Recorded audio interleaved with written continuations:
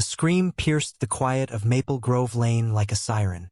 "You can't park that monstrosity here," Karen shrieked, her voice dripping with venom as she stormed across her manicured lawn. Phone clutched like a weapon. I froze, a box of dishes in my arms, as my moving truck loomed behind me. I was leaving this suffocating HOA neighborhood, but Karen, the self-appointed queen of the cul-de-sac, wasn't letting me go without a fight. Her accusation? My truck was obstructing the aesthetic. The real issue? She'd hated me since I painted my mailbox blue, defying her precious bylaws. Now she was calling the cops, grinning like she'd already won. I'd spent months planning this move, desperate to escape Karen's reign of petty complaints and nosy surveillance. She'd reported me for everything me dogs bark, my late-night porch light, even my unapproved flower pots. Each citation felt like a personal attack, and this final stand over my moving truck was her grand finale. As she ranted into her phone, describing me as a disruptive tenant, I felt my stomach twist. I just wanted to leave. But Karen didn't know who was helping me load that trucker what was coming. The truth unraveled as the first police cruiser pulled up. Karen, smug in her floral cardigan, pointed at my truck, expecting swift justice. But the scene wasn't what she'd imagined. My hired help wasn't a ragtag crew of movers. 30 off-duty FBI agents, friends from my volunteer work at a community safety program, were hauling my furniture. They wore jeans and t-shirts, but their disciplined movements and quiet camaraderie screamed training. Karen's jaw dropped as one agent, a broad-shouldered woman named Maria, flashed a badge and introduced herself to the officers. "We're just helping a friend move," Maria said, her tone calm but firm. The cops, clearly outranked by the sheer presence of federal agents, exchanged awkward glances. Then came the twist. Karen's own neighbor, quiet Mr. Thompson, shuffled forward. He'd always stayed out of her drama, but not today.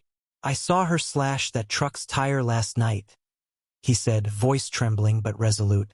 He pointed to a security camera above his garage. "Got it on tape." The crowd neighbors now gathering like moths to a flame gasped. Karen's face drained of color. She'd assumed no one would challenge her, but Mr. Thompson, fed up with years of her bullying, had just flipped the script. The cops turned to Karen, their questions no longer about my truck but her vandalism. The confrontation erupted like a storm. Karen stammered, her voice climbing to a shrill pitch. "That's preposterous. I'm protecting our community," she snapped, but the agents weren't having it. Maria stepped forward, her gaze cutting through Karen's bravado. "Ma'am, we have a witness and footage. You might want to rethink your story."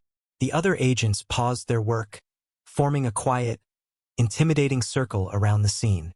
Neighbors whispered, phones out, recording the downfall of their HOA tyrant. Karen's eyes darted, searching for an ally, but found none.